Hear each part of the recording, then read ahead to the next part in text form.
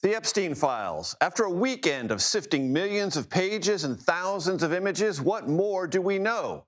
An attorney for several Epstein survivors gives us his take. Later in the show, Representative Nancy Mace on whether the Justice Department is doing enough to live up to the law and investigate Epstein accomplices. What does the first Democratic victory in a state Senate district in Texas since 1978 mean for the midterms? A lot? A little? We asked the winner, Taylor Remmett.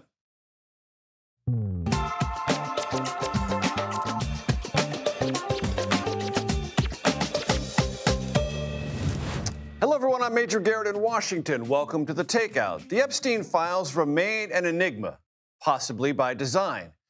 It's been 3 days, and the sifting of documents, emails, text messages, videos, and still photographs continues. Some items that should have been redacted, like information identifying survivors, wasn't. And items that should not have been redacted, like a picture of President Trump, was. We also know this.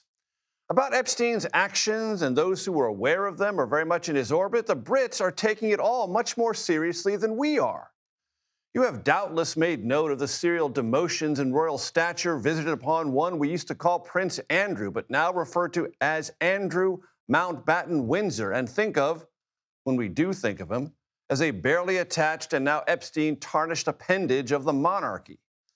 Moreover, UK police said today they may well investigate a former British ambassador to the United States, his name is Peter Mendelsohn, for any possible Epstein-related crimes. Now, whether much comes of this Mendelsohn probe or not, the British ratio of action and curiosity where Epstein wrongdoing is concerned far outstrips that expressed or carried out by the Trump Justice Department in regards to, well, anyone or anything. Spencer Kuvan, a lawyer who has for years represented Epstein survivors, will join us to evaluate where all this stands. And related to that, South Carolina GOP Representative Nancy Mace will join us. She's a victim of sexual assault who has taken her advocacy for sexual abuse survivors to, well, unprecedented levels in Congress. She is also the subject of an unflattering profile published today in New York Magazine. We will ask her about the Epstein files and that profile. If you are a political junkie, and many of you who love this program are, you might have spent part of the weekend learning about Texas Senate District number 9. Republicans have won that Fort Worth area district in every election since 1978. Saturday, in a special election, Democrat Taylor Remmett won, even though he was outspent by more than $2 million, and President Trump, who endorsed the GOP candidate, carried that district by 17 points in 2024. Remmett, by the way, won by 14 points. What does all this mean? I don't know. But Taylor Remmett will join us to let us know what he thinks. That and so much more coming up tonight. We begin with Scott MacFarlane, who joins me here at the family table. Scott, catch us up on what we learned this weekend and all the sifting that I summarized. It's been a very big afternoon with regard to the Epstein files. It's quite clear that some of the survivors want the entirety of that thing taken off the internet. They want it down indefinitely until better redactions are made because there are too many images of victims and identities of victims that were never supposed to be public in the first place. Taken down in its entirety? All of it gone until fixes are made to the redactions. And a federal judge heard that argument and said he will have hearings Wednesday at 11:30 in the morning at the federal courthouse in Manhattan. This could happen within 36 hours, that these files are gone indefinitely. That's the level of concern about what's not been redacted. And this would reflect something that seems to me a earth-shattering moment. The survivors, victims advocated for so long to have these released.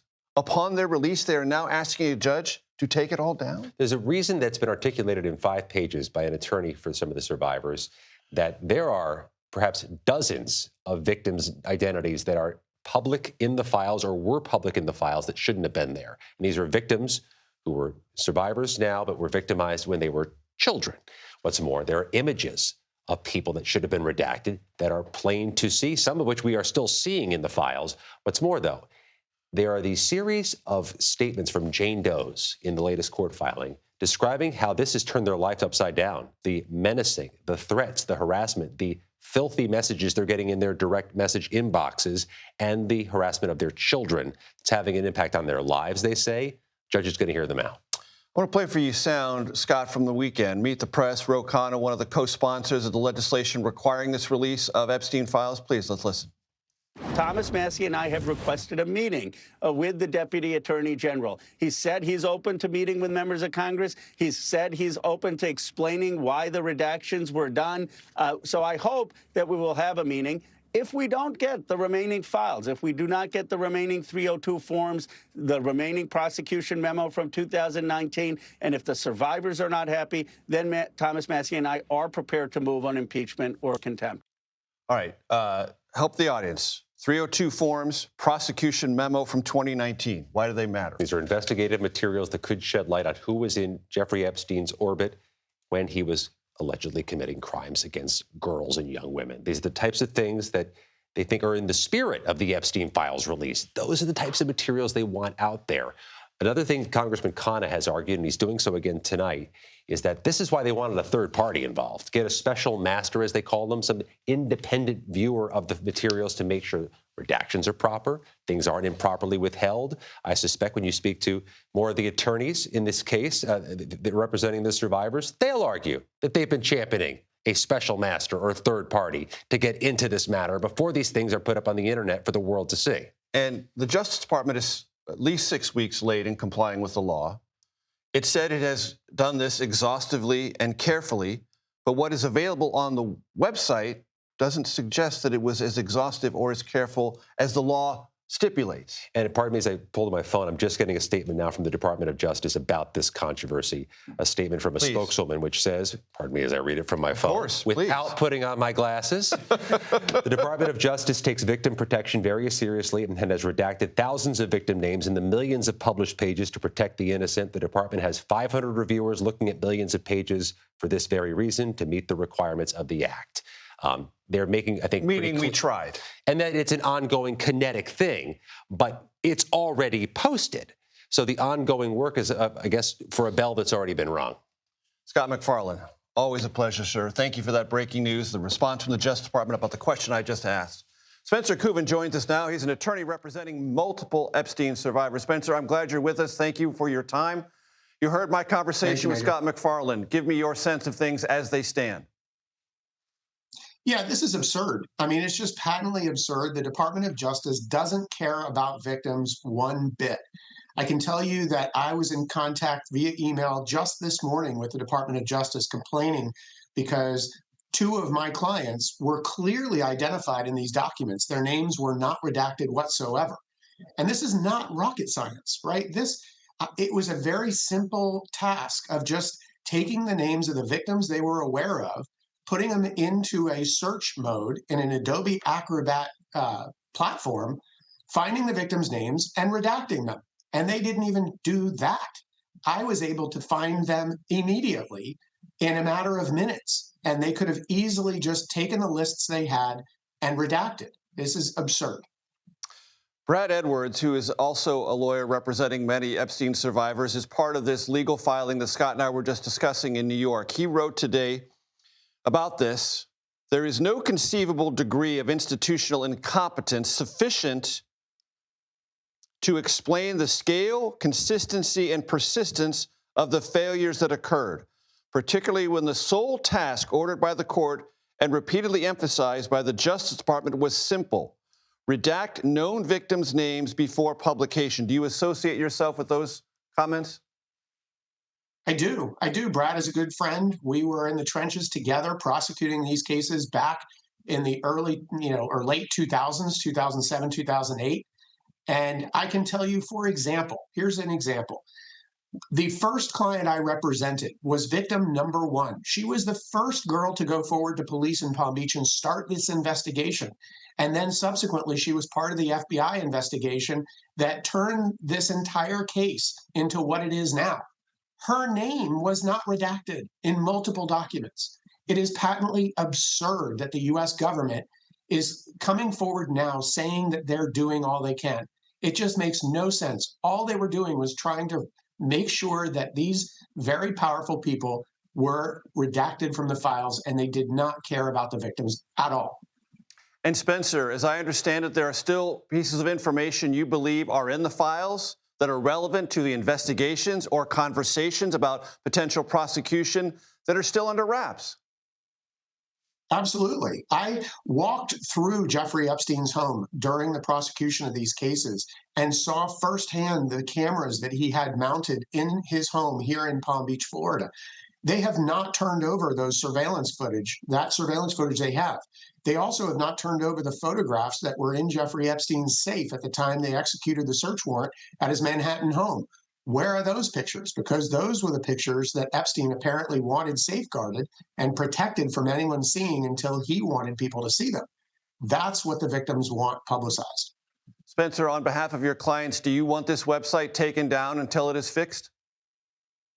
Absolutely. I mean, it's unfortunate because my clients, along with many others, want this information for the world to see who is involved, but they also want to be protected. Some of these young girls do not wish to be identified, never have wished to be identified. So unfortunately, I don't know that they can unring this bell. Many news services like yourself and others around the world have already downloaded documents that could potentially damage these young girls yet again. This is just another failure by this government with respect to these poor young girls. Scott made reference to some harassment that some survivors and victims whose names appeared have suffered. Has that been visited upon any of your clients specifically, Spencer? Thankfully, not yet. Thankfully, they have not seen any danger as of yet. But for a certain portion of this population that apparently follows our president, regardless of what information might be out in the public, they have some very serious concerns. So they would like this information down immediately, merely run the list of victims' names through this system and redact them. It could literally take the government seconds to do what I did in 1 minute. Spencer, I don't know if you heard the open to this show, but I said it appears the British are taking this much more seriously than we are. How do you evaluate that? They are. They are. I was just on a call not too long ago with British media and discussing with them the connections between Andrew and Lord Mountbatten and the photographs that were disclosed. For example, the photograph of Andrew on all fours on top of a young girl whose face was blacked out. You know, this is being taken much more seriously overseas, and people are losing their jobs, as they should, as a result of the connections to Jeffrey Epstein, long after it was known, by the way, that he was a sexual predator because he was convicted. These people still continue to socialize with him. And the UK government and people over there overseas are taking this very seriously. And unfortunately, our government is not. What's next, Spencer, and what would you need to see to have an indication from this Justice Department that it's more serious than your evaluation has been thus far? They absolutely need to present a third-party, neutral person that can evaluate these materials independently, appoint a federal magistrate, appoint a federal judge, appoint a neutral third party that can go through this information and protect these young girls' identities. In addition to that, they need to put some type of penalty in the Epstein Transparency Act that provides for a private cause of action. There needs to be accountability because the Department of Justice just is flaunting this law and breaking it without any accountability. So provide for a private cause of action in the Transparency Act so that these victims can sue if the Department of Justice fails again in their job. Spencer Kubin, I appreciate the time, sir, very much. Thank you. Thank you. As the partial government shutdown extends into a third day, it appears that it will last at least until tomorrow. House Rules Committee later this evening will consider putting the Senate-approved government funding package to a full floor vote Tuesday. House Speaker Mike Johnson, with the backing of President Trump significantly, says he has the votes. But his conference faces a tough fight to end the shutdown, as House Minority Leader Hakeem Jeffries and the Democrats have raised quite a few objections. Caitlin Huey-Burns joins me now from Capitol Hill to summarize for us. Caitlin, take it away. Hey, Major. Well, Johnson's majority is actually getting slimmer tonight. In fact, there was a special election over the weekend in Texas to refill a Democratic seat. A Democrat won that, and he will be sworn into Congress later this evening. So the margins become even slimmer. But Johnson told reporters just a few moments ago that he is confident that he has the votes to pass this. And notably, Major, President Trump put out a Truth Social post on social media saying that lawmakers must pass this now.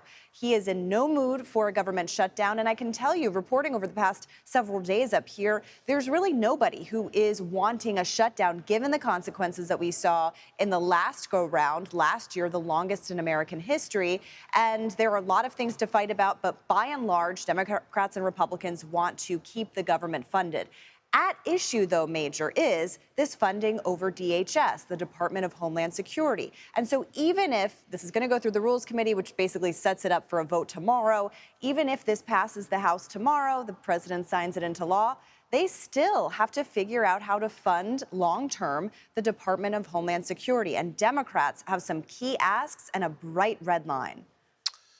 In that regard, key asks from Democrats about tactical and methodological reforms dealing with interior enforcement of immigration law. DHS Secretary Kristi Noem said just this afternoon, effective immediately, that's a direct quote, "We are deploying body cameras to every officer in the field in Minnesota, and if funding is available, quote unquote, that will be taken nationwide." That appears to be responsive to this very important legislative conversation.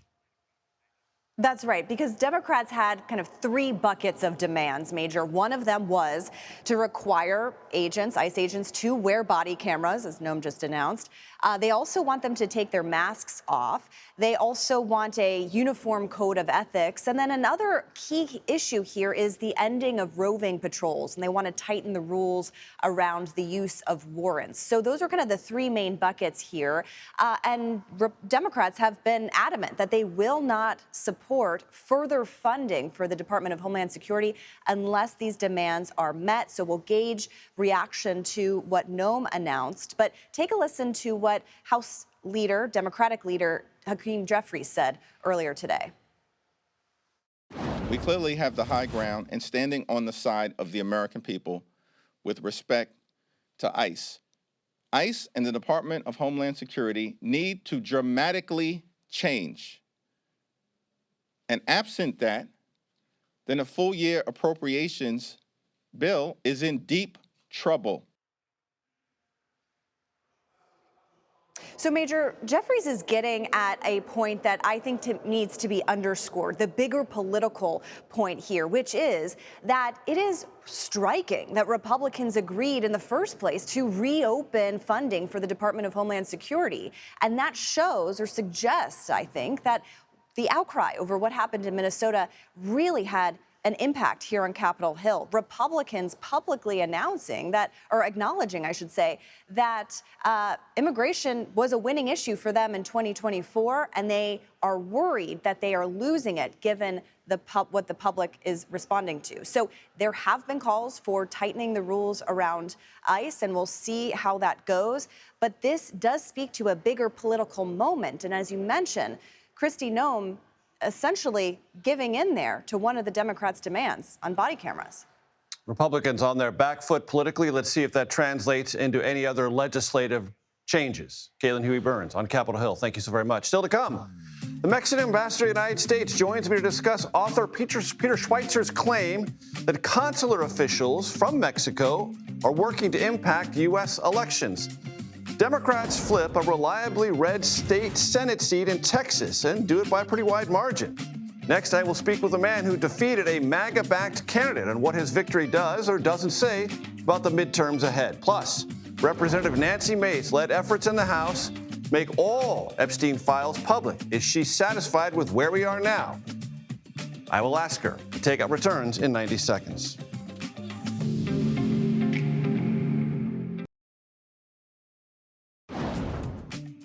Welcome back to the Takeout. Some of the Republican Party checks notes. Ron DeSantis, governor of Florida, are calling it a wake-up call ahead of the midterms.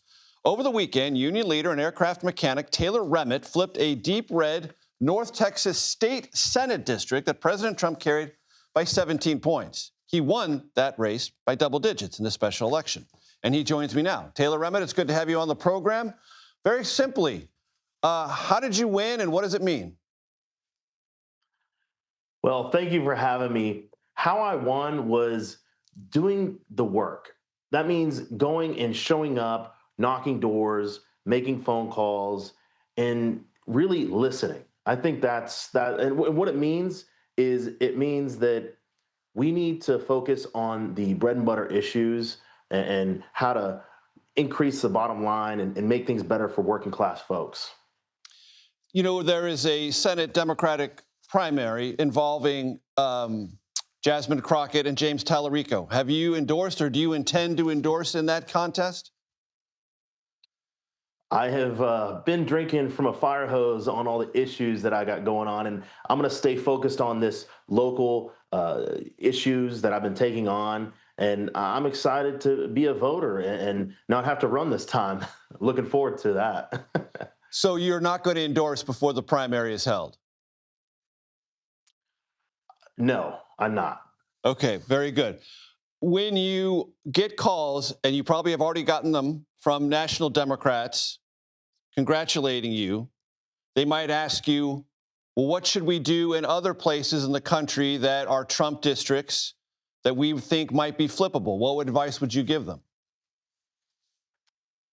This advice goes out to anyone looking to serve in an elected position, that they need to focus on their district and focus on the issues that working people face. Because I'm a working person myself, I know firsthand how this economy is really making things tough for people. There's people out here in my Senate district that are choosing between their cancer treatment and their food or rent. So this is what's going to, I think, move the needle, no matter what political affiliation you have.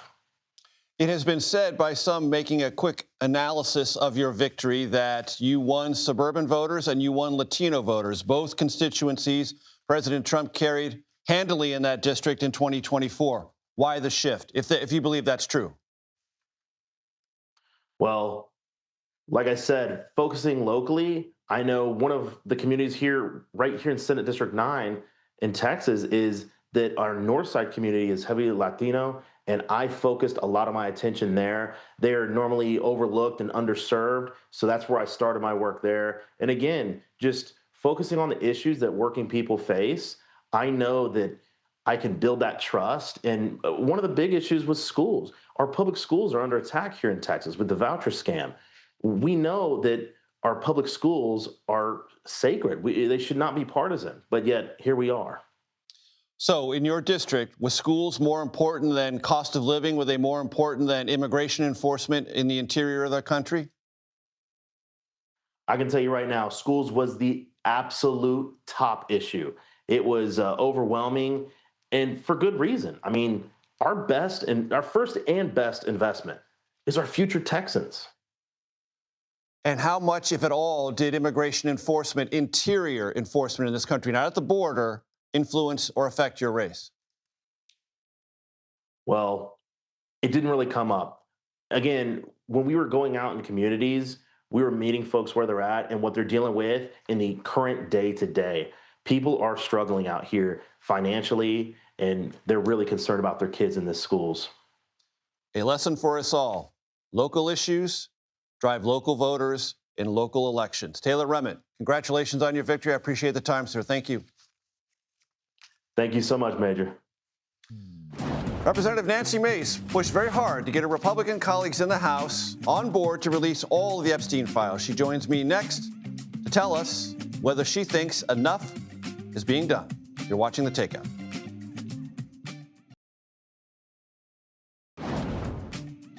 Welcome back to The Takeout. Nancy Mace, South Carolina Republican representative, was one of the first in Congress to break rank with President Trump over the Epstein files. Congresswoman Mace joins me now. It's good to have you with us. You're coming to us from a car parked somewhere in the Washington, D.C. area. It's good to see you. I'd like you to give me your evaluation of what has happened thus far with the release of the Epstein files. Is it in concert with the law? And is the Justice Department doing enough to pursue those who might be accomplices? Well, number one, my understanding is that not every document has been released. So, no, it is not to the letter of the law. That being said, as a survivor, I do want to make sure that we are protecting survivors and redacting their names, but that doesn't mean we redact entire documents so that they are worthless. That's one of the problems that we're seeing in these document releases. And so far, only one accomplice, Maxwell, has gone to prison. And you can't tell me with over 1,000 victims here that nobody else should be going to jail. But unfortunately, if you're rich or you're powerful or you're famous, you're above the law. That's what we're telling the American people by not going after those that were part of this sex trafficking ring. How disturbed are you that identities of survivors and victims are in the most recent document release on Friday? We had an attorney, Spencer Kuvan, on just a few moments ago saying this has happened in ways that it simply should not have happened. Those names should have, and under the law, are required to be redacted, and yet they're part of the public record now. Yes, they are. And they had a list of names, and I was working with the DOJ and working with victims to ensure that their names were redacted. This was a grave concern of victims prior to the release of the material. It is disturbing. I've worked with a lot of victims over the years. When judges release their names and make them public, it is humiliating, it is embarrassing, it is terrifying, and it's re-traumatizing for those who survived this nightmare. Is it incompetent? Well, I think that's part of it. I mean, I think that when you release this kind of information, it's devastating for the victims. And I can't imagine, again, I'm working with victims today where judges in South Carolina don't allow them to move forward as Jane Doe, and then they're humiliated, embarrassed, and re traumatized. This is a deeply traumatizing experience for victims when they're outed like this. And what, as a member of Congress, could you do to prod or require the Justice Department to do more to live up to the letter of the law? Well, we will have the Department of Justice both in the Judiciary and in the House Oversight Committee, of which I reside on, this month. And I plan to ask some pretty tough questions to get to the bottom of this. The American people deserve the truth, and they're going to get it. Ro Khanna and Thomas Massie have suggested if they don't get full compliance, that some significant people within the Justice Department could be held in contempt. Would you agree to that? I would, and I'm the kind of person who I've held members of both parties to the letter of the law. I would do that in this case because it's wholly unfair. We want to give hope to the American people. We want to give hope to women and girls everywhere that if someone hurts you, they're going to go to jail. And that has not happened yet because these are rich and powerful and famous people. And it's up to us, leaders who are willing to have the courage to stick their neck out on the line and do this for these victims. I want to ask you about a New York Magazine piece that appeared today under this headline: Nancy Mace is not okay. I'll read you one quote from it. One person close to Mace recalled the way Bill Maher described meeting Trump for the first time. In this person's experience, Mace was not a crazy person, but someone who played one on TV. 5 years in, however, it's unclear if Mace actually knows the difference between the two. Do you? Oh, of course. I mean, look, I'm someone who's outspoken. You don't have mainstream media come after people who toe the line. They come after people who don't conform to what is you're supposed to be doing or to the establishment. I don't do that. I've been working with folks for a long time, and no, I'm not okay. I see pedophiles in South Carolina that get less than a day in jail. You see predators walk free in the Epstein case. You see murderers not get any jail time. You see rapists walk free. You know, that kind of thing. It's upsetting to see that. And I've been working with victims for years now, and I want to fix the broken system, both at the federal level, but it's also why I'm running for governor. The system is broken in South Carolina, too. And I've been working with children. I've been working with families of murder victims. I've been working with sexual assault victims. Every day, my office gets called by someone who's lost hope. And I'm trying to give hope to the hopeless, a voice to the voiceless, and I'm working very hard in doing so. And if that means I get attacked, sign me up. I'm here for it. The piece also says you can't keep a chief of staff, you can't keep a campaign manager, you've lost your relationship with President Trump, and you're plummeting in the polls to be the Republican nominee for South Carolina governor. Well, none of that's true, actually. I have a great relationship with the president. I actually shared with New York Magazine the org chart. I don't have a chief of staff. I never will have a chief of staff again. I run a very flat operation, much like a business would. We have KPIs, key performance indicators. I run one of the most efficient offices in Congress. I don't pay high paid consultants to give bad advice either in the political world. I don't have consultants, so to speak.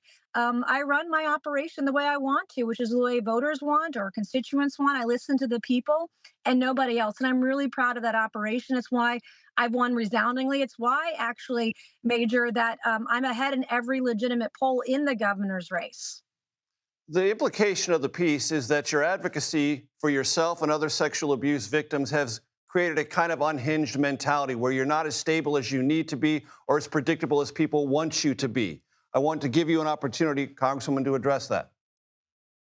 Well, I think that's one of the challenges that women find when they come forward. If they come forward and you tell the truth, you're usually you are usually in the press depicted as crazy. But I'll have to tell you, working hard for myself or the other victims I've been working with the last couple of years I've never been more proud of the work that we've done. I saw a wife beater get thrown in jail this summer and without bond or without bail. Without that kind of advocacy that I've done, I'm seeing a murder investigation be revisited in Myrtle Beach, South Carolina, because of the advocacy that I've done. I've had people released from jail because their First Amendment rights were trampled on, they were arrested. But because I spoke up, they were released. And so I love the work that we're doing. And I think it goes to show that the establishment is scared that we will be governor, because the times of doing it like it's always been done doesn't work for most people, and certainly not for South Carolina, which is why we're ahead in the polls. Nancy Mace, I appreciate the time. Thank you so much. Thank you so much. Last month, I spoke with author Peter Schweitzer, I'll get it right, Peter Schweitzer, about his new book that criticizes not only mass migration, but it says foreign governments use migration as a political weapon. He mentions in that book Mexico specifically. Up next, Mexico's ambassador to the United States responds. You're watching The Takeout.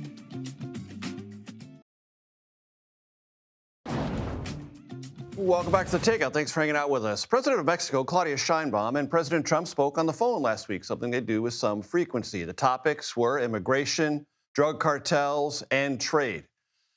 Mexico's ambassador to the United States, his name is Esteban Moctezuma, joined me earlier today for a pretty wide-ranging conversation on those and other issues affecting both nations. Here is part of that conversation.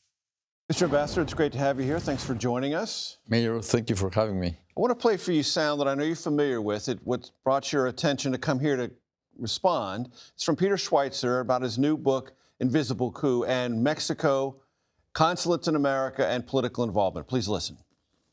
Mexico has 53 consulates in the United States. The UK and China have 6 and 7, respectively.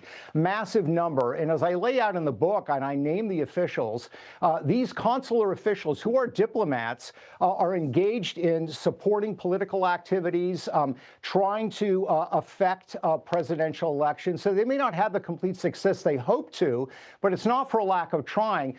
Mr. Ambassador, how do you respond to that? Peter also said in our interview and others that it's not just political involvement, it's resistance to President Trump. Well, first of all, it's completely false because, as you know, we follow the Vienna Convention, and that's a very clear a law, international law for every consulate. And what we do in the United States is what the U.S. does in Mexico. You have 9 consulates for 1.6 million Americans that live in Mexico. You know, Mexico is the country where more Americans live outside the U.S. If you do the maths, there are almost 40 million Mexicans in the U.S. Right. We should have 200 consulates instead of 53. Also, the U.S. is very big. It's about 5 times bigger than Mexico. So you need consulates to reach all the geography. So it's very easy to understand why we have that number of consulates, but they are absolutely engaged in serving the community, in assisting the Mexican community and the American community that wants to travel to Mexico for tourism, for businesses.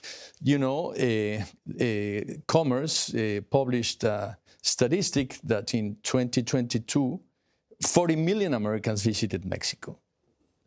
So there is a lot of relationship that has to be served by these consulates. the suggestion in Peter's book is that immigration and the consulates and political involvement may not be direct, but it's indirect, and it has a, if not nefarious, a measurable impact on American politics in a way that advances Mexico's interest at the detriment of American interests. How do you respond to that? Well, first of all, he says that there is an opposition to President Trump. If you look at the numbers, in 2016, President Trump had about 28% of the Latino vote. And in 2024, 48%. I raised that with Peter. Yeah, almost doubled.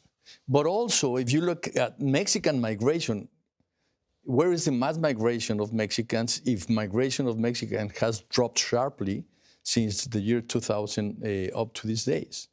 So the number of people that are coming to the U.S. is not Mexicans as they used to be. So that's also different.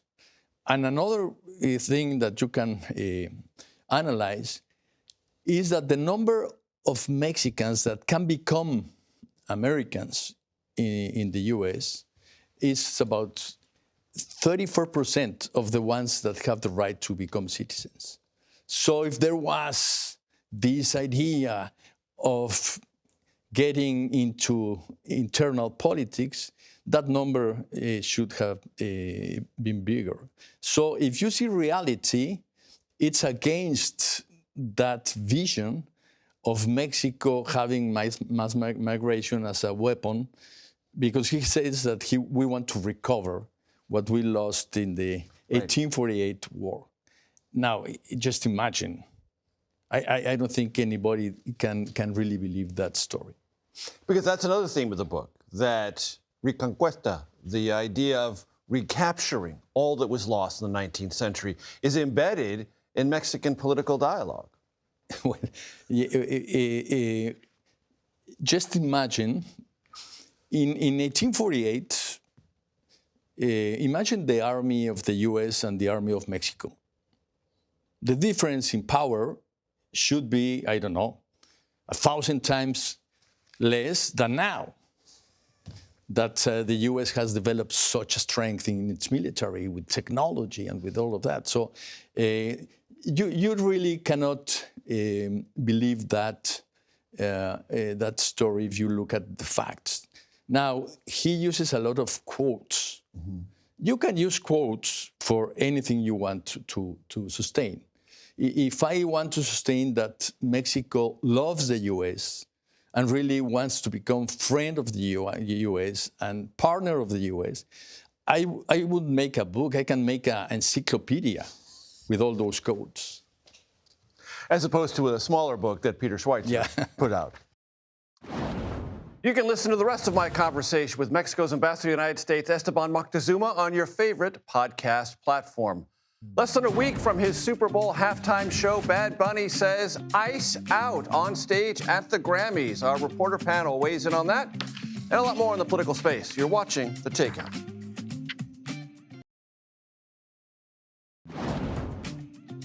Welcome back. It is reporter panel time. I'm so happy to say that Dave Leventhal, senior editor for Notice. Remember, that's News of the United States. Megan Scully covers Congress for Bloomberg. So we went into break talking about Bad Bunny. This is Bad Bunny at the Grammys last night. In case you missed it, play it. Before I say thanks to God, I'm going to say eyes out. We're not savage, we're not animals, we're not aliens, we are humans, and we are Americans. Now, there's going to be a big White House watch party for the halftime show, the Super Bowl this Sunday. I jest. There is not going to be a watch party because the White House does not like Bad Bunny, thinks it's a terrible decision, has said so many times. But this is part of the broader cultural conversation, Meg. Absolutely. It feeds into what we are talking about, certainly since last Saturday. And it factors into the partial government shutdown. Yes. It all comes back to ICE right now and Kristi Noem and President Trump's immigration crackdown and the divides between the two parties over it and even the divides within the two parties. And Dave, today, the Hennepin County Medical Examiner's Office declared the death of Alex Preddy a homicide at the hands of law enforcement. Yeah, and you better expect that Congress and just about anyone who has brought this up as an issue that is going to be something that they will use as a bludgeon against Donald Trump. So as much as Donald Trump and his administration and the Department of Homeland Security and the DOJ would love to outrun this, it's just simply not going to go in that direction, clearly, anytime soon. You saw Taylor Remmett on my program a moment ago, wins this once obscure, no longer obscure, Texas Senate District 9 race, flips a Trump district by a lot. Meaningful? Yes, in the sense that it is going to animate Democrats, it is going to invigorate Democrats, but at the same time, too, you can only read so much into a single election during a non-election day, in a non-election day context, and try to extrapolate to November of 2026, how that's all going to work out. So important in the moment for Democrats, but hardly the be-all and the end-all when it comes down to it. Megan, let's talk about some numbers.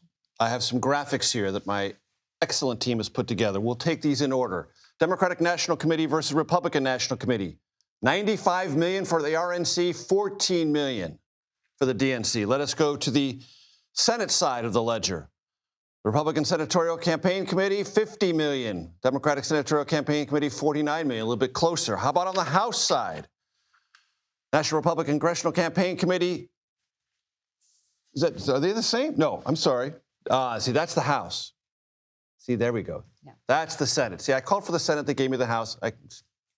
Anyway, 21 million for the Dems, 19 million for the Republicans. The point is, we haven't even got to the super PAC funding. Yeah.